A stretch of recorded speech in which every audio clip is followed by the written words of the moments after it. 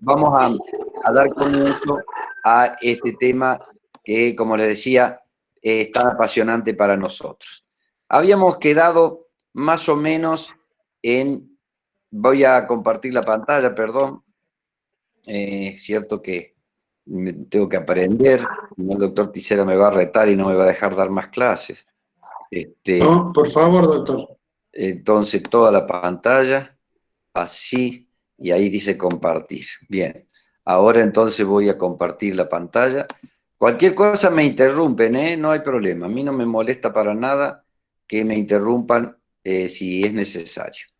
Les decía que habíamos dejado, o el concepto en sí, cuando habíamos hablado de preeclampsia, habíamos dicho que la clasificación daba para estados hipertensivos previo al embarazo, hipertensión gestacional, y dentro de la hipertensión gestacional, aquella que tenía patologías como podría ser la proteinuria, más de 300 miligramos por decilitro, o algún síntoma de órgano blanco, la llamamos preeclampsia. Y preeclampsia porque estaba antes de la eclampsia, exclusivamente por eso. Pero en realidad cuando empezamos a profundizar, vimos de que, y todos ustedes ya repiten, que la preeclampsia se produce porque hay una falla de la segunda invasión trofoblástica. Y también habíamos visto que para que esa falla se produjera, había causas genéticas, que en algunos cromosomas se había visto algunas alteraciones similares en todas las que hacían preeclampsia, había causas placentarias, es decir, una mala placentación, y es donde realmente nos vamos a centrar hoy, y había causas inmunológicas, en donde había un rechazo a ese cuerpo extraño que era parte de la genética o del ADN paterno. Por eso decíamos que en las molas hidatiformes, donde hay un componente paterno mayor, porque según sabemos, la mola se produce por la fecundación de un óvulo sin carga cromosómica, con doble carga paterna, o la mola embrionada con una carga cromosómica del óvulo más dos cargas paternas, lo que hacen o 46 de origen paterno o 69 de origen materno-paterno. Eso daba la mola. Entonces, se sabe que en el componente de la preeclampsia también hay parte inmunológica, porque tenemos o trae ese embrión parte del componente paterno. Entonces, cuando uníamos todo este rompecabezas, justificábamos esto que lo decíamos al principio sin saberlo, falla de la segunda invasión trofoblástica, que estaba sostenida por tres teorías: genética, placentaria e inmunológica, pero en realidad todas terminaban en lo mismo, que era la lesión endotelial. Hasta ahí habíamos visto y hasta ahí estábamos de acuerdo, y esto es la base para poder entender qué es la lesión endotelial. ¿Por qué decimos que los conceptos de preeclampsia se sostienen en la lesión endotelial? Y miren, si ustedes buscan definiciones, van a ver que en preeclampsia van a encontrar así: enfermedad endotelial sistémica. Quiere decir que está relacionada al endotelio. Otra cosa que pueden encontrar es síndrome clínico causado por una disfunción generalizada del endotelio vascular materno. Y otra afirmación que pueden encontrar es estado de marcada vasoconstricción generalizada secundaria a una disfunción del endotelio vascular. Como se pueden dar cuenta, todo está relacionado al endotelio vascular. Por eso se sostiene que la preeclampsia tiene daño endotelial. Si nosotros decimos o afirmamos que hay una disfunción endotelial generalizada, ¿cómo lo podríamos explicar? Fíjense en cómo se explicaría fácilmente. Podría explicar una gran parte de los aspectos clínicos de la preeclampsia. Sabemos que hay hipertensión arterial, ¿verdad? Y decimos que hay disfunción endotelial. ¿Por qué? Por alteración del control endotelial del tono vascular. ¿Hay proteinuria? Sí. ¿Por qué? Por un aumento de la permeabilidad glomerular. ¿Hay coagulopatía o nos lleva a una coagulopatía? Sí. Es el resultado de la expresión anormal de los factores procoagulantes a nivel hepático, que a veces termina con un síndrome de Hell. Y hay una disfunción hepática indirecta porque es secundaria a la isquemia esta. ¿Se dan cuenta entonces cómo vamos asociando de Falla de la invasión trofoblástica, lesión endotelial. ¿Y por qué la lesión endotelial está sostenida en síntomas clínicos que tiene la preeclampsia? ¿Y por qué se produce esto? Miren ustedes, en la placentación debería haber un remodelaje de esos vasos de las arterias espiraladas en forma adecuada, que es la invasión del trofoblasto, primero en las arterias del endometrio, luego en las arterias del miometrio, donde se mete el trofoblasto dentro de la arteria y destruye la capa muscular de esa arteria, para que de manera tal que se transforme en un lugar de vasoconstricción o fenómenos de alta presión en un lugar de baja presión para que el trofoblasto pueda aspirar tranquilamente la sangre de esos espacios intervellosos que se forman. Pero entonces decíamos que hay una falla en la segunda invasión trofoblástica. Quiere decir que la segunda oleada, aquella que empieza alrededor de la semana 10, 12, 13, hasta las 18, no se produce. Entonces decimos que hay un remodelaje anormal de las arterias espirales. Y miren ustedes qué importante es y qué emocionante es encontrar esto. Parece ser que esto se debe a una hipoxia en la implantación del embrión. Y ustedes me dicen, ¿cómo puede ser que se implante en hipoxia? ¿Y por qué se puede implantar en hipoxia? Porque hay un desequilibrio hormonal. El ovario no produce la cantidad de estrógeno, progesterona, principalmente el cuerpo amarillo, para producir vasodilatación, para sedar el útero y hacer una miorelajación, para que el embrión anide tranquilamente en el endometrio. Al haber a lo mejor disminución de la progesterona, una fase progestacional breve, va a hacer que el embrión vaya a tener que nidar con una disminución en su tenor de oxígeno, y eso hace de que se produzca una isquemia desde el comienzo en la formación de la placenta. Y si se produce una isquemia en la formación de la placenta, ¿qué va a originar? Va a originar aumento de niveles circulantes de sustancias proinflamatorias. No importa que no se acuerden de esto. Proinflamatorias. Porque esas sustancias proinflamatorias van a ser la consecuencia de manifestarse como marcadores de la lesión endotelial. Cuando yo pueda dosar a nivel placentario estos marcadores, me van a estar aumentados y voy a decir, hay una lesión en el endotelio porque ese endotelio enfermo está produciendo estos marcadores. Pero ¿cómo se forma el endotelio? Que también es interesante saberlo. Las células de la médula ósea forman, como ustedes saben, prácticamente son los que van a originar las células madres, y de allí que hoy se saque sangre del cordón para guardar esas células madres para el día de mañana producir cualquier tipo de célula que nos haga falta. Habrá que demostrarlo si sirve o no sirve. Hasta ahora en leucemia sí sirve. Entonces, las células de la médula ósea se incorporan al torrente sanguíneo, pero tienen que diferenciarse hacia células endoteliales, porque acá son totipotenciales, células mesenquimáticas, pero al entrar el torrente sanguíneo se acoplan a la pared vascular y dice, en esta zona yo tengo que ser una célula endotelial. Entonces se producen los procesos de angiogénesis, de neovascularización y de neoendotelización para formar células endoteliales que son las que van a recubrir el interior de las grandes cavidades y de los grandes vasos con funciones totalmente antagonistas. La célula endotelial o el tejido endotelial o el endotelio vascular tiene una característica espectacular. No necesita el sistema nervioso central para que le dé la orden de actuar. Sobre el mismo tejido tiene el estímulo que viene por la sangre y en el endotelio tiene los receptores para responder a ese estímulo, lo cual hace del sistema, ¿no es cierto?, inmunológico, uno de los representantes más característicos. ¿Y cómo se produce la regeneración endotelial? Esa célula endotelial, ¿qué tiempo de vida tiene? Bueno, la célula endotelial es quiescente, quiere decir que no tiene una velocidad de cambio rápido. Es decir, perdura por un tiempo prudencial. Como decimos, los glóbulos rojos duran alrededor de 3 meses, pasan por el vaso lo selecciona y dice, ese globulito rojo está viejo, lo destruye para que después se forme uno nuevo. En la célula endotelial circula permanentemente y dura cientos de días una célula endotelial en su función. Pero ¿qué pasa?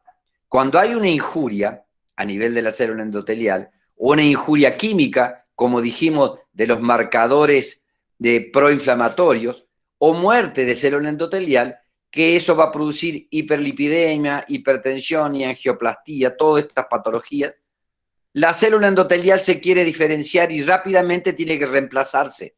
Por lo tanto, empieza a proliferar más rápido que en su periodo quiescente, que habitualmente lo hacen cientos de días.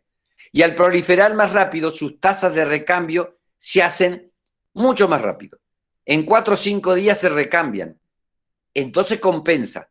Pero claro, no es un tejido que está preparado para compensar este tipo de lesiones. Estaba acostumbrado y destinado a que su recambio era de cientos de días. Si ahora lo estoy exigiendo a que vaya 4 o 5 días, esto es como un auto. Si es un auto viejo que lo estoy acostumbrado a andar a 70, 80 kilómetros por hora, y un buen día digo quiero ir a 250, indudablemente que en un momento determinado eso se va a agotar.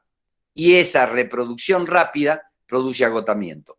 Y ese agotamiento produce envejecimiento de la célula endotelial, es decir, la senescencia. Y eso va a producir una alteración en la producción de las sustancias vasodilatadoras, que son las que habitualmente la célula endotelial produce.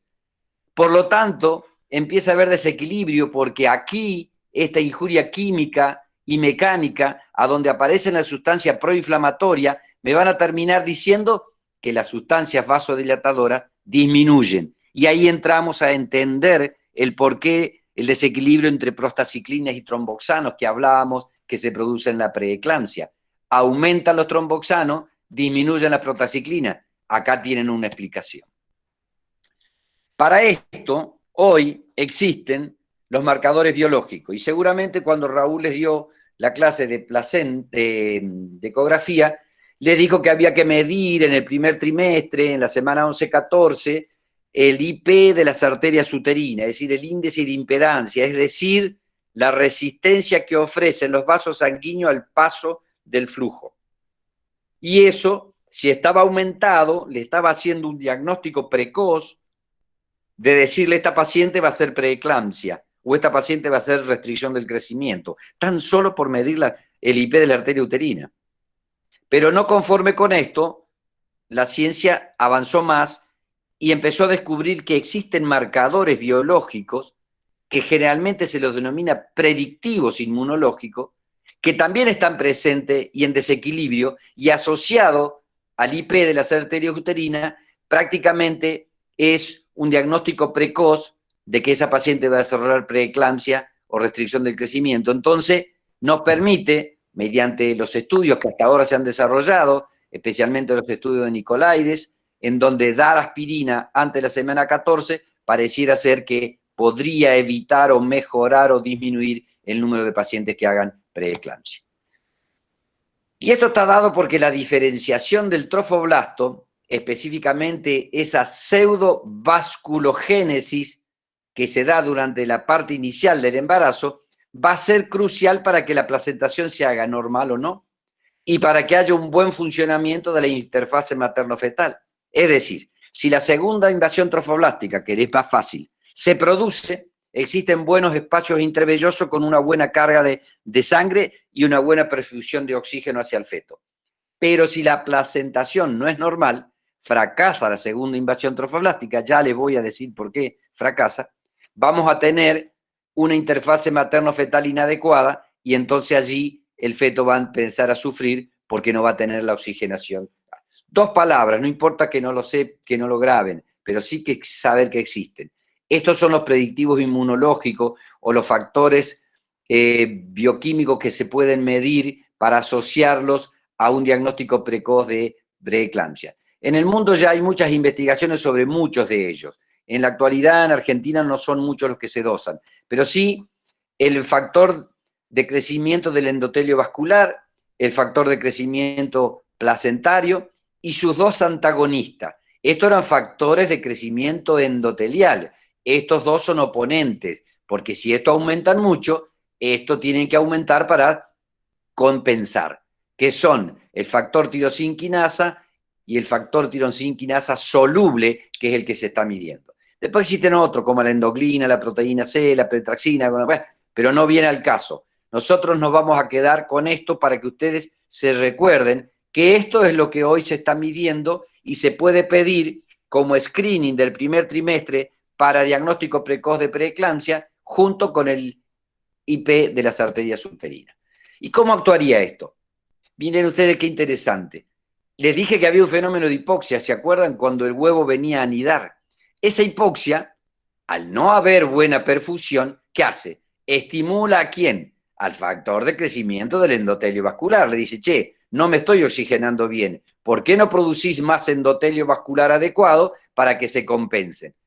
Esa estimulación va a hacer que sí se produzca su mecanismo de defensa, pero a su vez la estimulación de estos factores de crecimiento del endotelio obliga y actúa sinérgicamente con otro, que es aumentar el factor antagonista, que es el factor tirosinquinasa, que va a ir a bloquear al factor de relajación del endotelio vascular.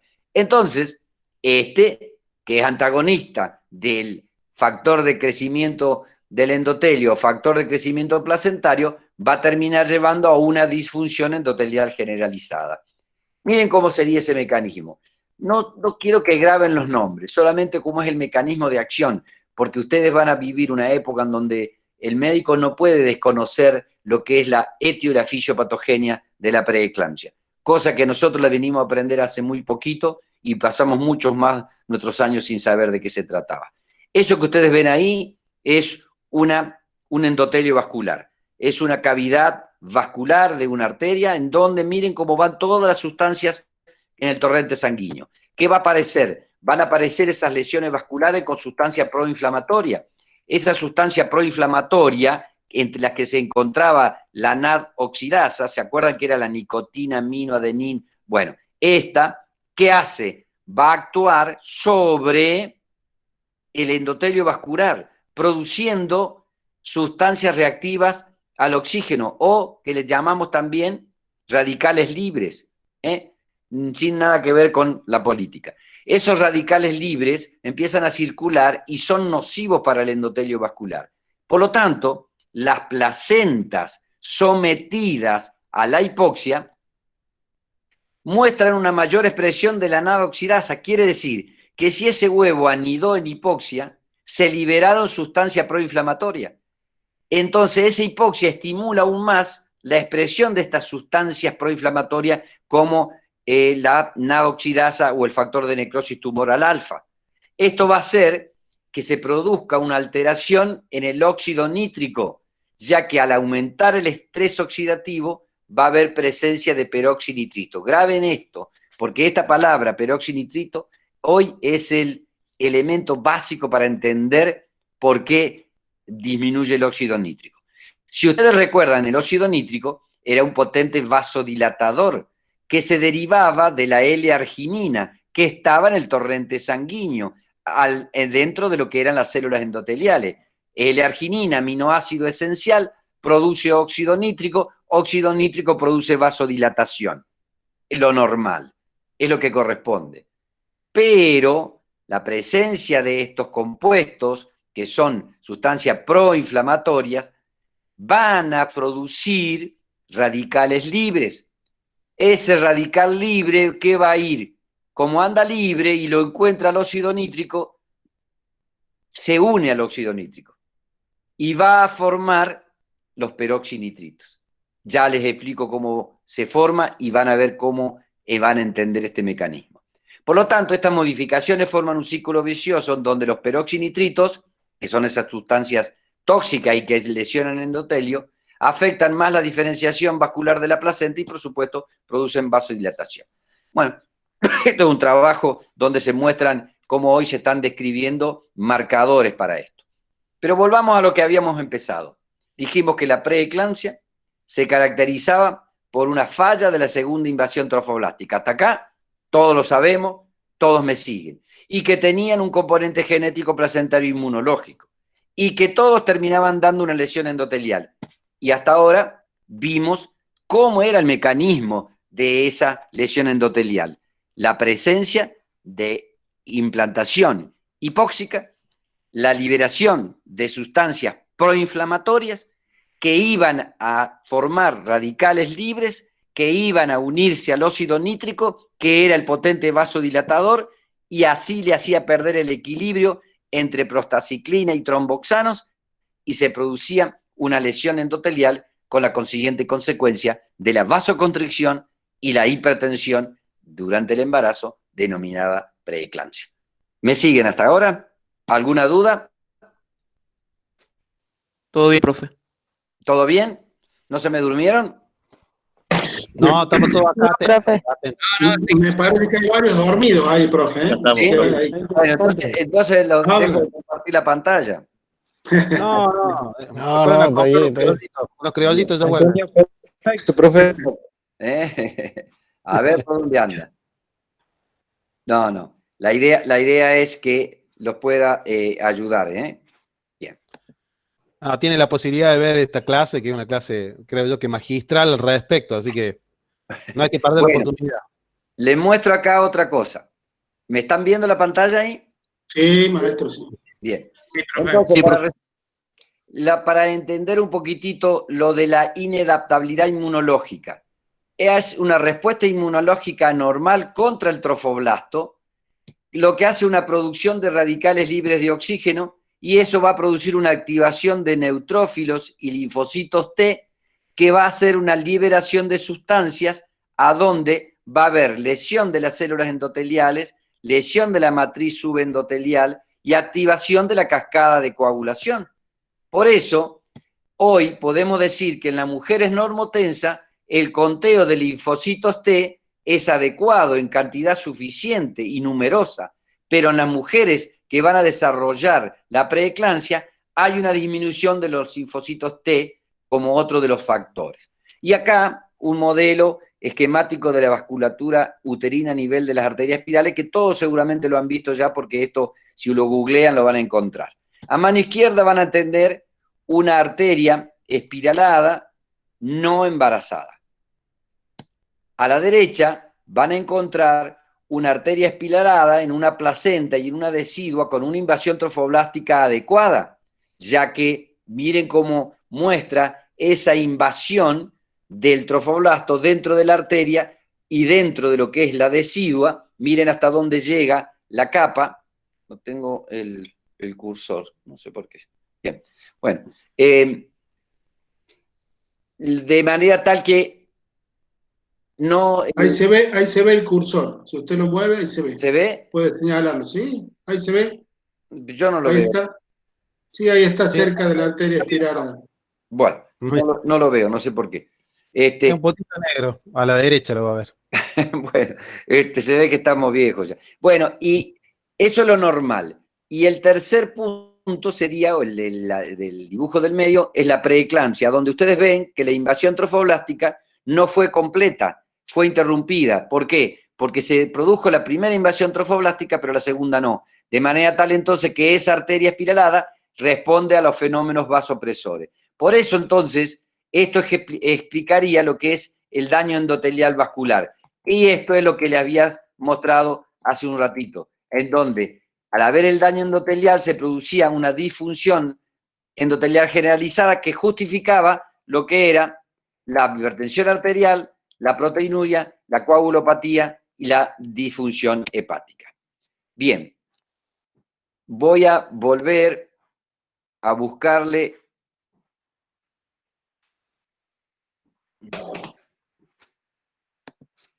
Miren esto. Le decíamos que había radicales libres. ¿Se acuerdan? ¿Quiénes son esos radicales libres que empiezan a acumularse? Las COX, que son la ciclooxigenasa, las lipoxigenasa, la óxido nítrico sintetasa, que es una enzima. Acá aparece la nicotin adenosín dinucleótico fosfodilasa, que era la NAD, que todos ustedes se recuerdan cuando hablábamos de química. Y por supuesto la aparición de dos elementos que a lo mejor hasta ahora no lo conocían mucho, que es el anión superóxido y el peroxinitrito. Pero miren esto, peroxinitrito, recién les mostraban la placenta, hasta acá es óxido nítrico y esto es peroxinitrito.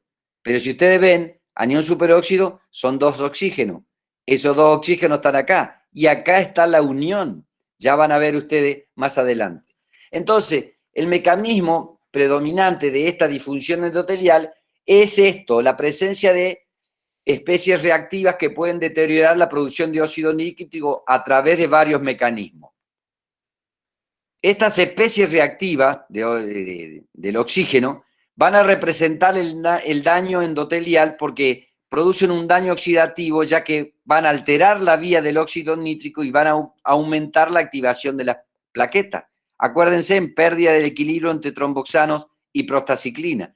Esto hace un círculo vicioso de aumento de radicales libres con aumento de la lesión endotelial. La lesión endotelial les decía que estaba dada por el aumento del factor de necrosis tumoral alfa, que era un predictor también, productor que estimula la nadoxidasa y otra sustancia, que no son más que citoquinas, que esas citoquinas van a ser productores del anión superóxido. Es decir, que es un radical libre. Por lo tanto, esa lesión endotelial produce aumento del anión superóxido.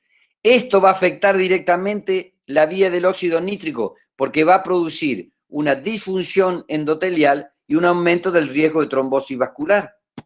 Y ahí está, anión superóxido, red de radical libre. ¿Qué hace? Se va a ir a buscarlo al óxido nítrico porque tiene tremenda apetencia. Es más rápida la apetencia que tiene el anión superóxido por el óxido nítrico que la enzima que desdobla el óxido nítrico.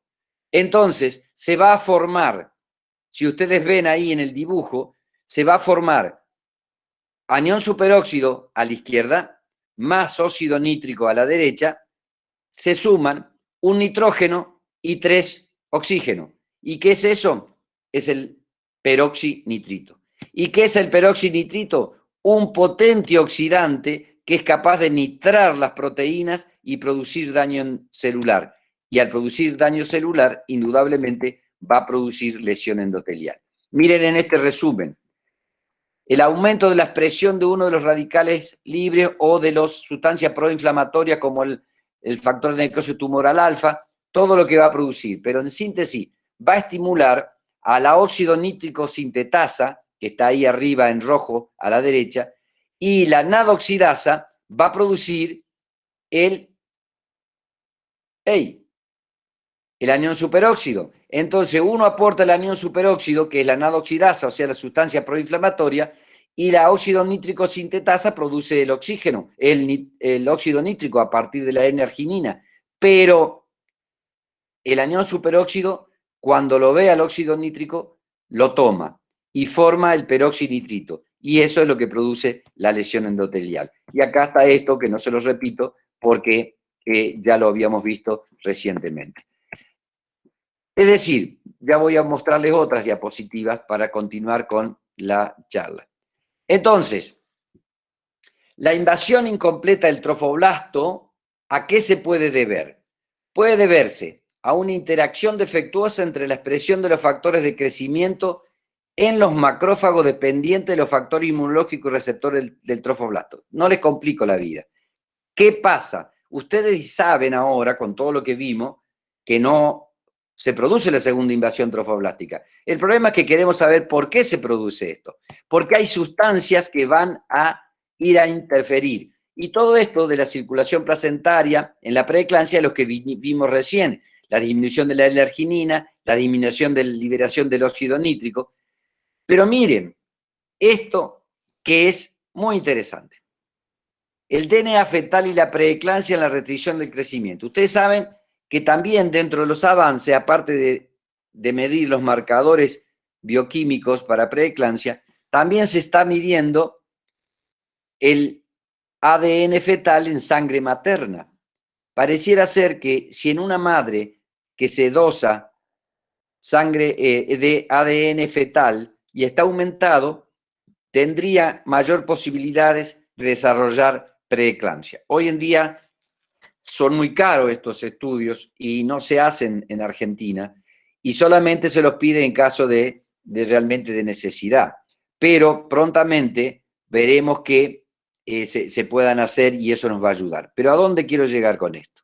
Estos autores ya en el 2009 empezaron a investigar el incremento de ADN libre fetal en sangre materna. Tempranamente había niveles alterados. Pero ¿qué conclusión llegaron? Llegaron a esta conclusión, que había un incremento en la apoptosis de las células trofoblásticas. Entonces ya empezó a ser interesante esto. ¿Por qué? Porque si hay incremento en la apoptosis, significa que es una muerte celular programada la apoptosis. Y si el trofoblasto se muere en forma programada, antes de tiempo, podría ser hoy uno de los justificativos de que por eso no se produce la segunda invasión trofoblástica. Miren ustedes, el deterioro de la invasión de las arterias útero-placentaria por la célula del trofoblasto es un mecanismo patogénico clave en la preeclampsia. Está demostrado que la invasión reducida del trofoblasto, lo que vimos falla en la segunda, en las arterias espiraladas se asoció con un exceso de macrófago en los alrededores de la arteria espiralada. ¿Qué vieron estos autores? Que cuando hicieron biopsia de placenta, observaron que alrededor de la arteria espiralada había un exceso de macrófagos. Y no entendían por qué, porque estas células teóricamente deberían estar solamente en aquellos casos que van a actuar frente a un proceso infeccioso o tienen que actuar como policías. Y les llamó la atención de por qué había aumento de macrófago alrededor de las células espiraladas en las pacientes que desarrollaban placenta. Se correlacionó el grado de apoptosis del trofoblasto con la distribución de macrófago en la cercanía de las dos. Estos macrófagos estaban asociados a que el trofoblasto tenía una apoptosis más acelerada. Las células del trofoblasto que se cultivaron le pusieron factor de necrosis tumoral alfa y eso hizo que aumentaran los macrófagos y eso hizo que aumentara la apoptosis. Y al aumentar el factor de necrosis tumoral alfa, aumentar los macrófagos que no permitían que el trofoblasto hiciera su segunda invasión trofoblástica. Por lo tanto, las células del trofoblasto mostraron tasas de aumento en la apoptosis a la exposición de los factores proinflamatorios. En resumen, los macrófagos en exceso en el lecho placentario de las mujeres con preeclampsia son capaces de limitar la invasión del trofoblasto extravelloso en algunos segmentos de las arterias espiraladas a través de la apoptosis mediada por la combinación del factor de necrosis tumoral alfa. ¿Qué me cuentan? ¿Qué descubrimiento? Hoy los obstetras, los parteros, podemos decir que sabemos endotelio vascular. Para que lo puedan entender en este gráfico. Acá viene el trofoblasto que se va a meter en la arteria espiralada. La invasión trofoblástica, que viene a la arteria espiralada, ¿para qué? Para destruirle la capa muscular, esta capa muscular, para que esta capa muscular no haga vasoconstricción.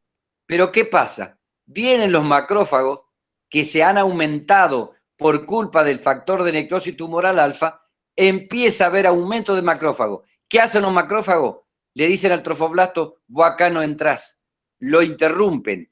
Le dicen que no haga, no lo permiten llegar hasta la capa muscular. Lo destruyen y por eso se produce una apoptosis. Quiere decir que el macrófago está incentivado por el factor de necrosis tumoral alfa, otros factores proinflamatorios, radicales libres, peroxinitrito, etcétera, y no dejan que el trofoblasto haga su trabajo biológico y natural de llegar a la arteria espiralada del miómetro y destruir su capa más íntima. Por lo tanto, y acá tienen fotografía de microscopía electrónica, miren cómo los macrófagos están alrededor de las arterias espiraladas.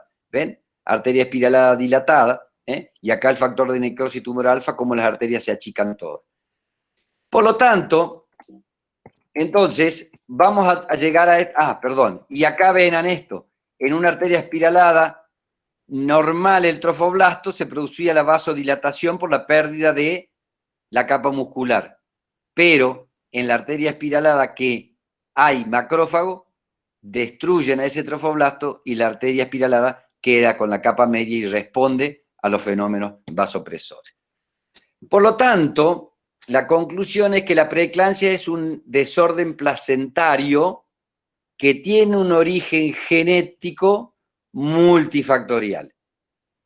Es decir, que es el resultado de la interacción de genes porque algo se ha visto como factores hereditarios, no muy bien comprobado hasta la fecha, pero también de factores ambientales. Y entonces aquí entra a cursar una palabra que se llama epigenética. Posiblemente para algunos desconocida y para otros con algún conocimiento no muy profundo. ¿Por qué se dice eso? Porque solo pequeños grupos de familias reducidas a la preeclampsia parece seguir un patrón de herencia mendeliana no reconocible por muchos otros autores. El aspecto genético de la preeclampsia es complejo porque se debe tomar en cuenta que intervienen 3 genomas: el materno, el fetal, pero este a su vez tiene un componente paterno. Entonces miren ustedes cómo hay 3 componentes que tienen que entrar en un equilibrio. Y eso es lo que decía, ¿ven? En la mola hidatiforme, que es producto del componente paterno en su mayoría, es donde la preeclampsia se desarrolla en el primer trimestre, cosa que no se desarrolla en las otras pacientes. 2 o 3 palabras para que entiendan la epigenética y para terminar.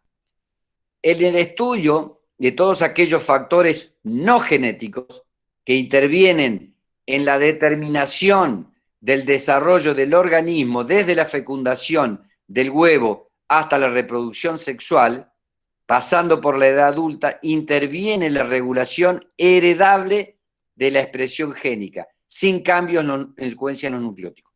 ¿No entendieron nada? Se los traduzco.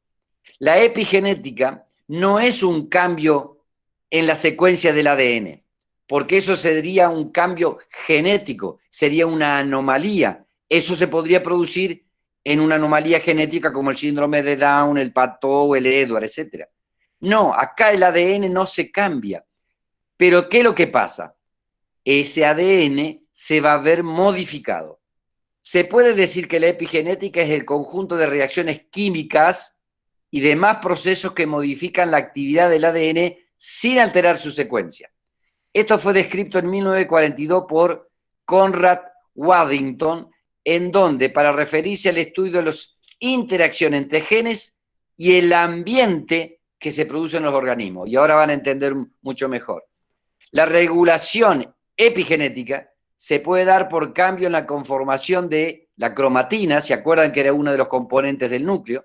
Según la interacción de esta con las histonas, que es las histonas donde se englobaban los aminoácidos que formaban la doble hélice y formaban los cromosomas. Y este es un nivel clave en la regulación del estado que se encuentra la cromatina. Es decir, la cromatina va a tener 2 estados, un estado permeable y un estado no permeable. Vamos a recordar un poquito para que no se les complique. ¿Se acuerdan del cromosoma, verdad? Bien, el núcleo, la célula, y dentro de la célula estaban los cromosomas. El cromosoma tenía una forma de H, en donde había 2 brazos largos y 2 brazos cortos. ¿Se acuerdan que en estos cromosomas se dividían por pares, del 1 al 22? Por eso la trisomía del 21 es el síndrome de Down. Pero cuando lo empezamos a desdoblar el cromosoma, lo empezamos a desmenuzar, vemos que aparecen los nucleosomas, es decir, un conjunto de cromosomas agrupados y unidos por puentes de proteína. Esto también forman las histonas, y esto a su vez termina dando la doble hélice o la cadena del ADN que ustedes todos conocen, a donde se unía adenina, guanina, citosina, uracilo. Todo esto se acuerdan. Bueno, ¿cómo actúa esto? Actúa de esta forma. La cromatina se encuentra en un alto grado de condensación, es decir, esa cromatina, ¿no es cierto?, va a ser permeable a que se metan entre los aminoácidos, se metan algunas sustancias. Y no les quiero complicar mucho la vida, pero acá ven, cuando entre los cromosomas se meten sustancias como metilo, se produce la metilación. Se producen como sustancias acetiladas y acetilaciones. Y esto va a cambiar no la secuencia de los aminoácidos, sí va a cambiar la forma. ¿Por qué? Porque ya citosina, tiamina, todo esto está bien, pero cuando se le mete el metilo al medio, va a dar una copia diferente y esa copia se la va a transferir a su hijo. Y eso va a hacer que estas pacientes hoy que tienen preeclampsia le dejen una impronta a su herencia, especialmente a sus hijas mujeres, que de allí ellas pueden desarrollar preeclampsia u otros trastornos y por eso se creía que era hereditaria, pero en realidad tiene mucho más la influencia de la epigenética que la genética. Es decir, resumiendo, me quedo con esto para que entiendan bien lo que es la epigenética.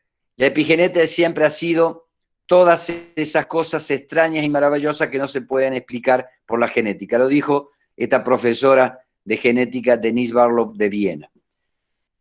¿A dónde quiero llegar? Miren, antes de terminar, voy a dejar de compartir para hablar dos palabras. Sé que el tema puede llegarle a resultar un poco pesado, pero hoy estamos entendiendo por qué se produce la preeclampsia. Hasta hace poco tiempo solamente sabíamos que teníamos convulsiones y que teníamos proteinuria y que ahora teníamos órganos nobles que están, llamémosle, lesionados, pero no sabíamos ni siquiera qué era lo que lesionaba. Hoy ya sabemos que son las sustancias que lo lesionan. Esa sustancia que lesionan esos órganos de choque u órganos blancos nos va a dar la repercusión de una función alterada y así va a funcionar mal el riñón porque la lesión endotelial del riñón va a producir una permeabilidad que permite perder proteína.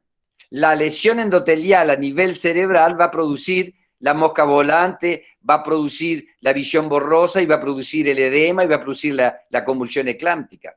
La lesión endotelial a nivel hepático va a producir trastorno en la coagulación y va a producir posiblemente el síndrome de Hell. Entonces, hoy estamos entendiendo que la lesión endotelial es la base de lo que es la complicación de la repercusión de la eclampsia. Es decir, miren, desde aquel inicio que descubrieron que fallaba la segunda invasión trofoblástica, hoy podemos entender por qué falló la segunda invasión trofoblástica. Y eso es lo rico de esto. Entendemos, porque cuando decimos la preeclampsia se produce porque fracasa la segunda invasión trofoblástica, estoy diciendo algo, pero no lo estoy entendiendo fundamentalmente.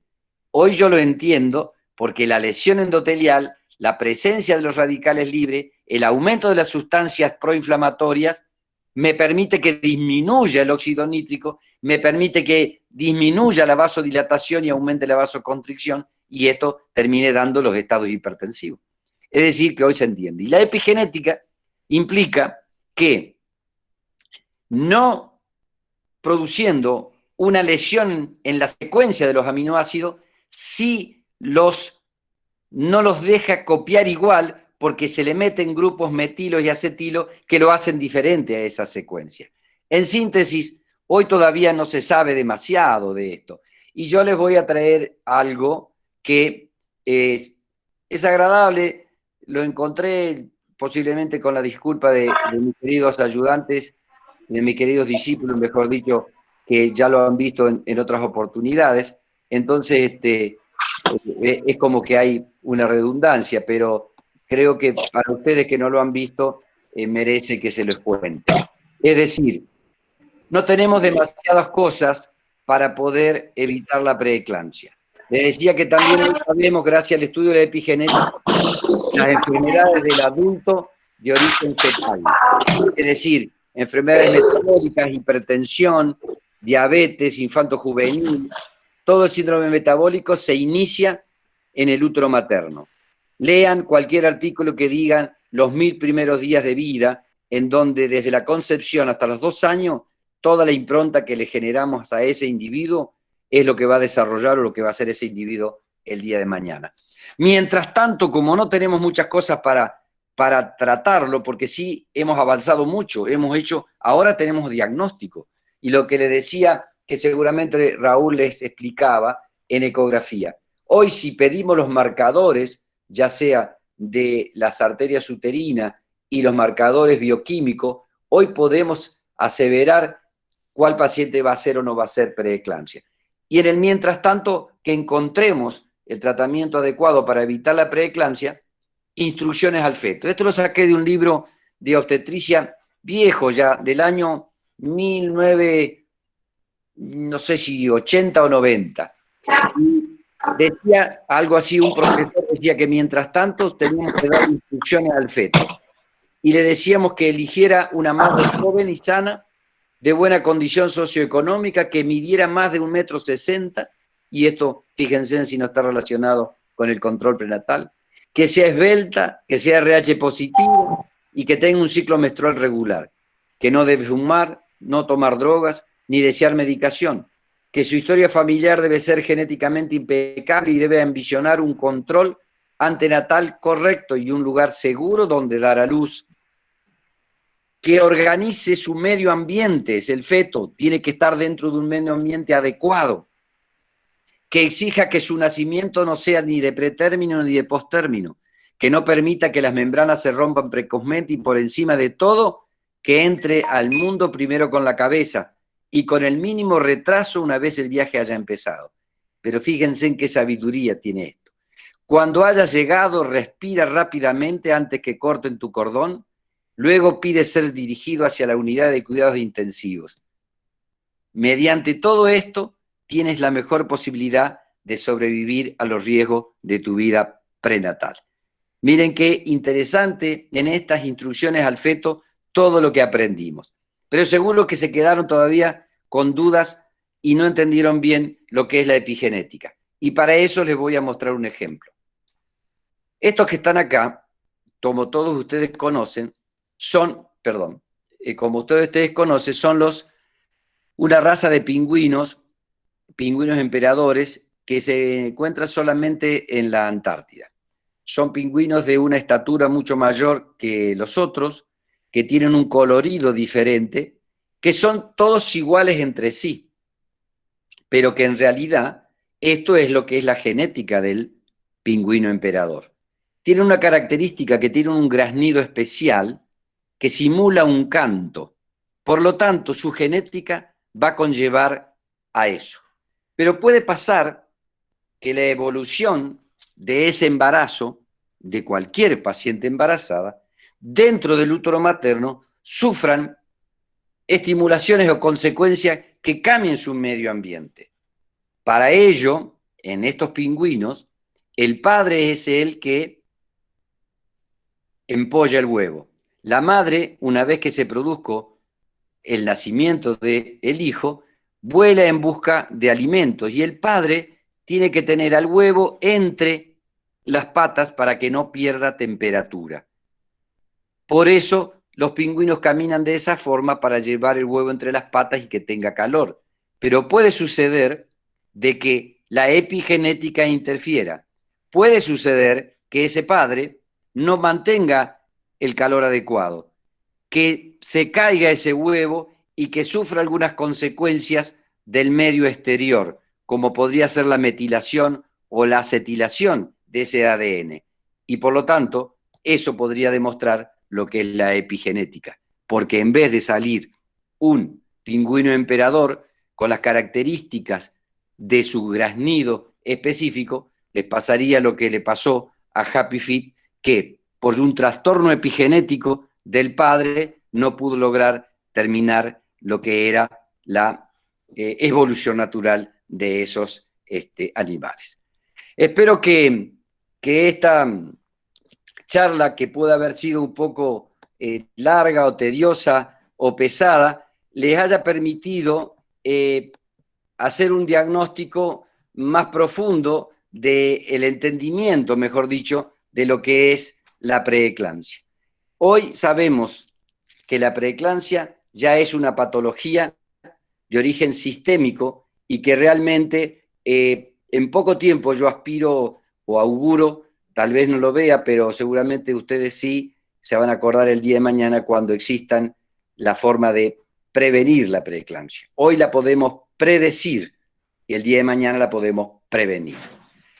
Roberto, no sé si querés que le demos alguna clasificación del tratamiento de la preeclampsia como para Sí, el tema. sí, por ahí le digo unos comentarios ahí de los alumnos que Bueno, dice, bueno, o sea que Gonzalo dice el macrófago, entonces el malvado de la historia, dice, o sea que la epigenética de la preeclampsia sería la expresión entre las reacciones químicas y los cromosomas, pregunta Mario.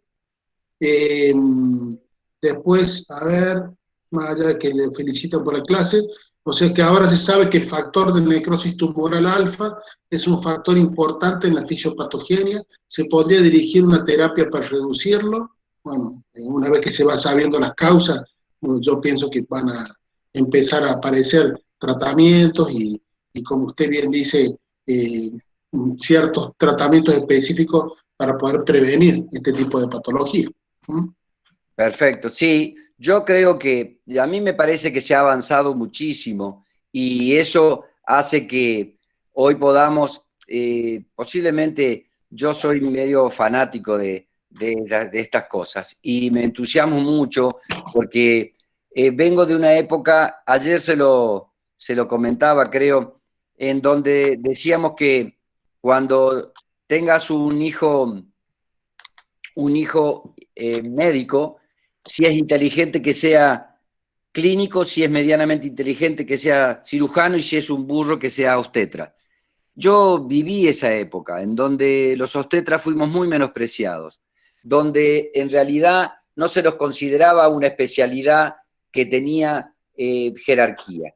Y bueno, esto que hoy yo puedo transferirle y que ha sido un leitmotiv y una preocupación permanente para no ser un médico más del montón, sino tratar de estudiar sobre mi especialidad y demostrar que no somos unos brutos parteros, hoy me llena de orgullo porque podemos demostrarle a otras especialidades que la obstetricia también es un elemento tremendamente importante y que ya no es solamente haga fuerza señora, sino que realmente exige que estudiemos permanentemente, tanto en los métodos invasivos como pueden ser una cordocentesis para extraer, medir hemoglobina fetal e inyectar sangre RH negativa y poder llevar adelante un embarazo que en otras circunstancias podría terminar en un hidrops, hasta también a todo lo que se ha hecho en fertilización asistida y diagnóstico prenatal.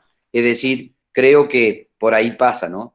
Hemos avanzado, así que yo con mucho orgullo les doy esta clase, no por vanidad, Roberto sabe que no es vanidad, no necesito ser egocéntrico con ustedes, al contrario, sino transferirle todo lo que uno ha aprendido.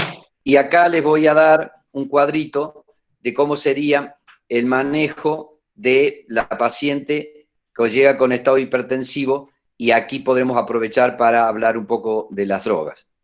¿Me ves la pantalla, Roberto? Sí, perfecto. Póngalo ahí en presentación completa si se ve más grande. ¿No se ve ahí? Sí, ahí está No, sí, completo. sí. Ah, bien, bueno, Es todo lo que tengo. bueno. Bien. Parate, yo sé lo que debe ser. A ver, espérate un cachitito. A lo mejor te referís a esto. Te referís a este. Esto posiblemente allí sería. A ver, esperen.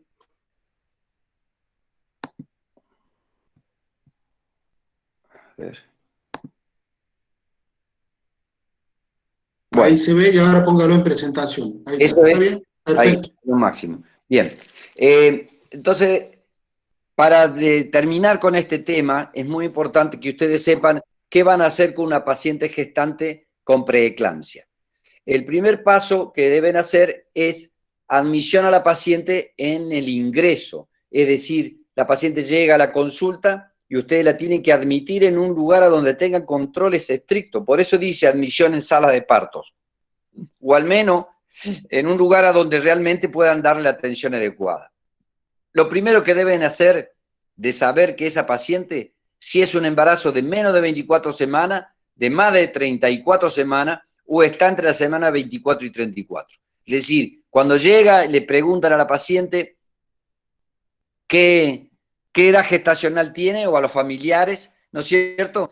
Que viene por hipertensión y tiene menos de 24, más de 34 o está entre las 24 y 34. Si es menos de 24, se resuelve muy fácil. Lo mismo que de la semana 34 en adelante. No digo que es muy fácil, quiero decir que no tienen que hacerse demasiados problemas. Lo primero que tienen que administrar es internarla, canalizarla, clasificarla y administrarle sulfato de magnesio por lo menos por 24 horas. Si es menos de 24, sulfato de magnesio y terminar el embarazo, porque está tan lejos del término que no van a tener muchas posibilidades de llevar a ser un feto viable, porque las distancias que hay hasta que ese feto sea viable, por el cuadro hipertensivo, no se los va a permitir. Máxime si es una preeclampsia grave, en donde tenemos cifras tensionales entre 160 y 110.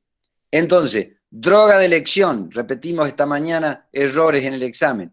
Primera droga de elección en la paciente preeclampsia, sulfato de magnesio, para evitar que se convierta en una patología mayor, que sería la eclampsia.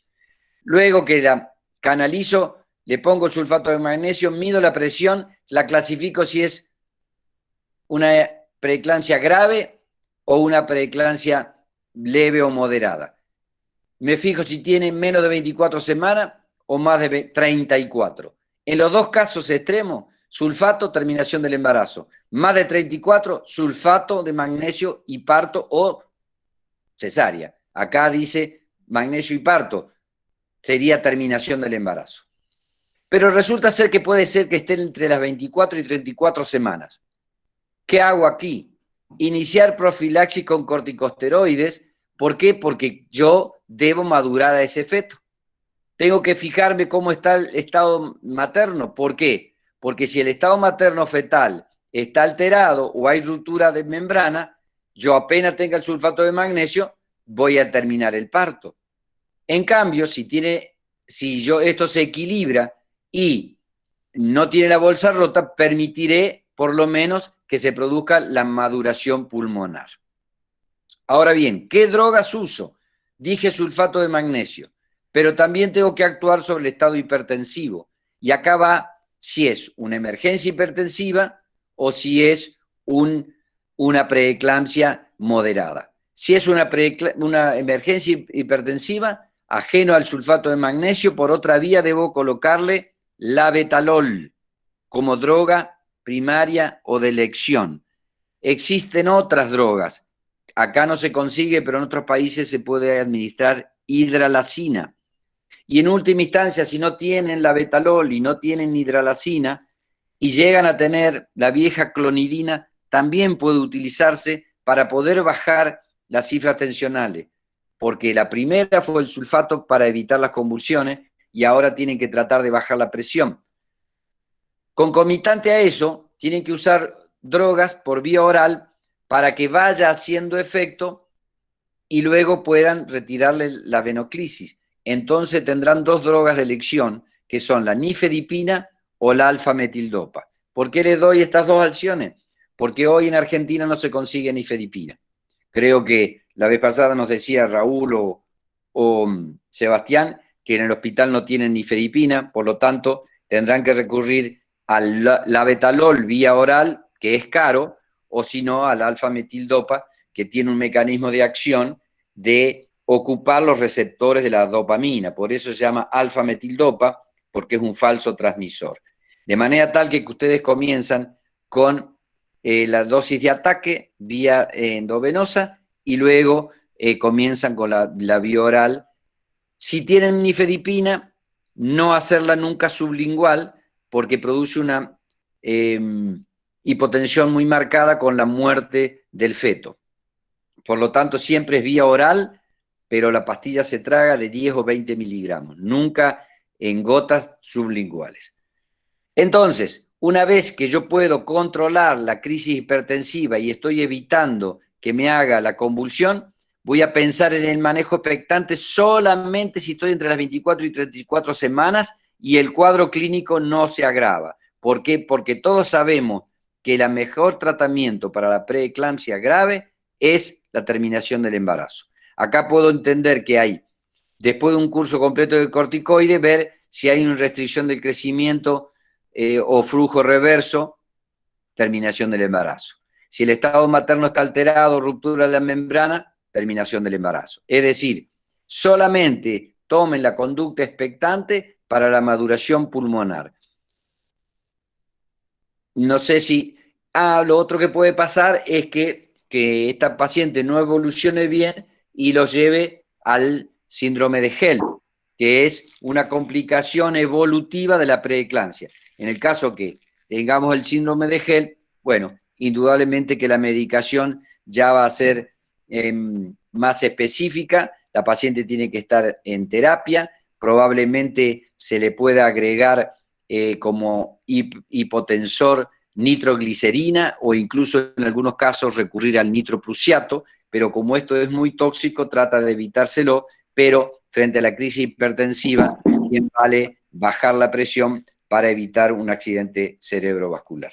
No sé si tienen alguna duda o mis compañeros o colegas quieren agregar algo que yo me puedo haber olvidado. No, fundamentalmente, profe, el hecho de que tengan bien en claro que ante una crisis hipertensiva, nosotros por ahí estamos en la guardia y viene una paciente con un embarazo a lo mejor de 7 meses, 32 semanas, y viene con un embarazo parcialmente controlado y estamos con 160, 110. Bueno, obviamente lo primero que tenemos que valorar en esos casos es que estamos frente a una crisis hipertensiva. Por ahí el alumno, cuando le ponemos estos tipos de ejemplos, lo primero que dice, bueno, es una preeclampsia, ¿no? Porque a lo mejor no la conocemos a la paciente, la primera vez que consulta, o se olvidó el cable perinatal, o a lo mejor nosotros estamos en la guardia y no la conocemos. Estamos frente a una crisis hipertensiva. De ahí nosotros haremos el tratamiento adecuado en ese momento, que como dice el profe, sulfato de magnesio, recuerden bien, tienen que saber bien las dosis, cómo se coloca, cuál es la dosis de ataque, cuál es la dosis de mantenimiento, y después, bueno, cuál antihipertensivo específico que se va a usar. Puede usar el labetalol endovenoso, también tienen que saber la dosis, cómo se usa específicamente. Y siempre nosotros insistimos en eso, que nosotros en obstetricia, por ahí no usamos muchos fármacos, pero los fármacos que usamos, y bueno, sobre todo en patologías complejas y en situaciones críticas, tenemos que saber las dosis específicas para cada patología, en este caso la preeclampsia o la hipertensión inducida en el embarazo. Y después, bueno, maestro, el hecho de la eclampsia, ¿no? O sea, cuando por ahí el cuadro más grave, que a lo mejor puede debutar clínicamente una paciente, si a lo mejor no tenía, no se controlaba bien la paciente, no tenía, digamos, un buen control perinatal, y de repente empezó con convulsiones, siempre en esos casos tenemos que descartar que no tenga alguna patología neurológica previa, y bueno, y siempre es algo muy crítico en una guardia, donde todos gritan, donde todos tienen miedo, porque a lo mejor la ambulancia fue a buscar a la casa una paciente embarazada, convulsionando, digamos, no es una situación compleja, no solamente para todos los que sean paramédicos, sino para el médico especialista también. Entonces, por ahí cuando llega a la guardia y tenemos que valorar, saber cómo tenemos que actuar en ese caso, esperar que la convulsión pase, y bueno, y ahí colocar la medicación necesaria y valorando si ha llegado a tiempo como para que la frecuencia cardíaca fetal esté presente, porque por ahí puede ser que también se haya desprendido de la placenta y tengamos un feto muerto en útero, ¿no? Ok, sí. Yo creo que no hay secreto en esto. Es la responsabilidad de un diagnóstico precoz es lo que va a llevar a que podamos manejar las situaciones.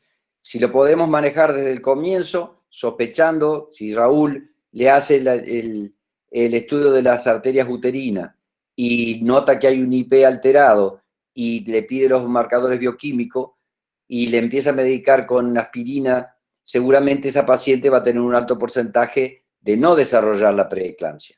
Pero si no se pudiera hacer esto, cuando se hace el diagnóstico de estado hipertensivo, tratar de que sea una hipertensión, llamémosle gestacional y no una preeclampsia.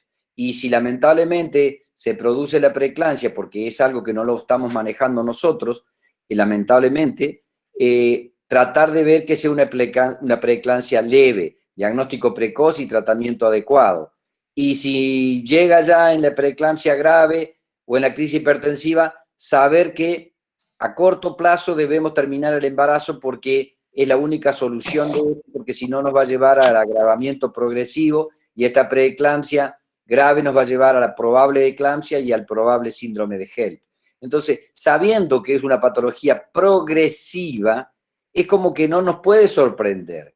Yo ya cuando veo que la paciente me ha hecho hipertensión, digo yo, esta me va a terminar haciendo un HELP.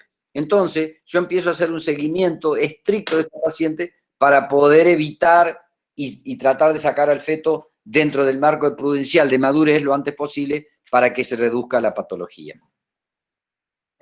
Sí, ahí en el chat dice Facundo, entonces sería que el cuadro evolutivo de la preeclampsia nos puede llevar a una eclampsia o un síndrome de HELP, y sí, yo creo que está respondiendo lo que dice el profe allí. Y después dice, ¿qué dosis serían el nitroprusiato y la nitroglicerina en el HELP?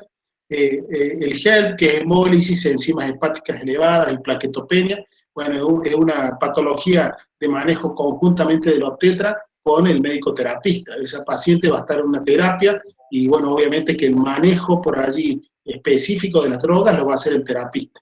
Obviamente que nosotros como obstetras también somos responsables de esa paciente, de ese feto, que obviamente que si diagnosticamos síndrome de HELP, acuérdense que es una indicación de finalización del embarazo, independientemente de la edad gestacional, cuando diagnosticamos un HELP, como ya había hablado el profe, todo, digamos, lo que más usamos nosotros es, bueno, el sulfato de magnesio en primera instancia y el antihipertensivo, que en este caso sería el labetalol. Nitroprusiato y nitroglicerina, por ahí ya cada vez menos se está usando, incluso en las terapias, porque eran, digamos, fármacos que sí han sido muy beneficiosos en época, pero bueno, ahora hay otros fármacos de mejor acción y no que hagan una suba de golpe de la tensión arterial por ahí como efectos rebote. No, y además se la usa para evitar las complicaciones clínicas cerebrovasculares, pero se sabe que se tiene que programar la terminación del embarazo lo antes posible. Con el nitroprusiato no se puede usar más de 48 horas porque produce un estado tóxico fetal y puede producir la muerte fetal. Y la nitroglicerina, si bien es muy noble, tiene que ser manejada en la terapia y con bomba por la respuesta, porque son muy lábiles las pacientes a la administración de estos fármacos de una acción tan específica y muy fuerte, ¿verdad? Sí, ahí el doctor Monge también está colaborando desde el chat, porque ahí María dice, ¿se colocan entonces al mismo tiempo el sulfato de magnesio y el antihipertensivo o hay que esperar algún lapso entre ellos? Y ahí el doctor Monge dice primero el sulfato y después comenzar con el antihipertensivo. Así que bueno, eso es importante saberlo, que hay una dosis de carga y una dosis de mantenimiento, como ya lo había explicado el profe en la clase anterior. Bueno, ¿estamos en hora? ¿No le hemos robado demasiado tiempo? No, estamos en hora, súper en hora, así que perfecto. Este es un tema fundamental, digamos, de nuestra especialidad. Y cómo será tan importante que la primera causa de muerte materna en nuestro país es los trastornos hipertensivos. O sea, imagínense que como médicos generales seguramente también les va a tocar en algún momento de su vida médica llegar a un diagnóstico o tratar o ver una paciente con un diagnóstico de un embarazo con una hipertensión inducida en el embarazo. Así que es importante saber cómo es el manejo en esta crisis hipertensiva, pero también es importante saber cómo es el manejo de la paciente hipertensa en el consultorio, porque no todas van a llegar a lo mejor a esta crisis hipertensiva, como dice el profe, a lo mejor vamos a provocar. Tratar de que no lleguen a esto. Claro, seguro, hay que tratar de que no lleguen y, como usted bien decía, diagnosticarlo desde el primer trimestre con los elementos que tenemos hoy y desde ese momento hacer el tratamiento con aspirinas y ver si es necesario ver algún otro hipertensivo en el caso que haga falta. También no solamente vamos a tener, acuérdense de la clasificación de los alumnos, no solamente vamos a tener la preeclampsia, que específicamente del embarazo, sino pueden tener también una paciente hipertensa crónica, que a lo mejor lo desconocía y se embaraza. Y a lo mejor esa hipertensión crónica va a ser agravada durante la gestación, ¿no? También que es un caso para tener en cuenta. Bueno, mañana los esperamos como a las 10, 9, ¿a qué hora quieren? No, no sé, bueno, los alumnos, no sé, habíamos programado para las 10 la otra vez, no sé si usted quiere a las 9. No, para a las 10 me parece bien. Vamos a presentar dos casos clínicos relacionados a preeclampsia y a hipertensión. Hipertensión, ¿sí? Acuérdense en la asociación con accidente Bodeloc, útero de Cuvelier. Es importante eso porque, bueno, lean, estudien esto, no solamente vean la clase, sino estudien del libro también, y traten de sacar el mayor jugo en estos casos, que vamos a presentarles estos, digamos, casos clínicos para que ustedes puedan llegar al razonamiento adecuado. Eso les va a servir porque siempre decimos lo mismo, ustedes pueden estudiar cosas de memoria, pero las cosas de memoria por ahí se nos van rápido, ¿no? Y en cambio, cuando uno razona los conocimientos, bueno, obviamente que le va a durar mucho más tiempo, para toda la vida, que es lo que nosotros tenemos que saber como médicos. Sí, acá, Raúl, Roberto, está reclamando un alumno, dice que si vamos a subir la clase del viernes pasado también. ¿Qué fue el viernes pasado? No, la clase de la semana ya se subió, la clase de consulta se referirá, supongo. Ah, ¿y qué vimos en la clase de consulta Lo pasada? mismo, la hipertensión. Ah, que usted habló de la generalidad. Por sí, eso, como este tema es un poquito más largo, lo habíamos dividido en 2 semanas. Ya la otra semana ya seguimos un tema por semana. Bueno. Ahí el doctor Monge sigue aportando 200 miligramos, 800 miligramos por día, está, digamos, colaborando desde el chat, así que le agradecemos a Sebastián. Sí, todas las clases se van subiendo al canal de YouTube, así que no se preocupen. Así que bueno, no sé, maestro, si quiere aportar algo más de este tema. No, creo que es muy importante que los alumnos sepan el concepto general de hipertensión, el concepto general de preeclampsia, la clasificación, y sí, ellos tienen que saber ya la etio y la fisiopatogenia, porque es realmente el poder apreciar que han entendido esta patología, porque si no, no sabemos que era la segunda falla, la segunda invasión trofoblástica y no sabíamos más. Hoy ya lo saben, o sea que le vamos a pedir la fisio y la etiopatogenia de la preeclampsia. Perfecto, perfecto, maestro. Listo. Bueno, gracias a todos. Gracias a Sebastián por el aporte permanente allí, así estamos viendo las respuestas. Gracias, Sebastián. Gracias, Valeria, por unirte también, así que gracias, y gracias a todos los alumnos. Bueno, mañana a las 10, si Dios quiere, nos estamos reuniendo, ya le vamos a llevar el enlace a Roxana para que puedan unirse mañana en la clase de lo que sea los casos clínicos. Bueno, Roberto, un abrazo. Gracias, Seba, gracias, Vale, gracias. Bueno, gracias a los alumnos, así que bueno, mañana, si Dios quiere, estamos en contacto. Un abrazo. Nos vemos. Gracias. Chao, profe. Gracias, profe, hasta mañana. Que anden bien. Hasta mañana, profe. Hasta luego, doctores.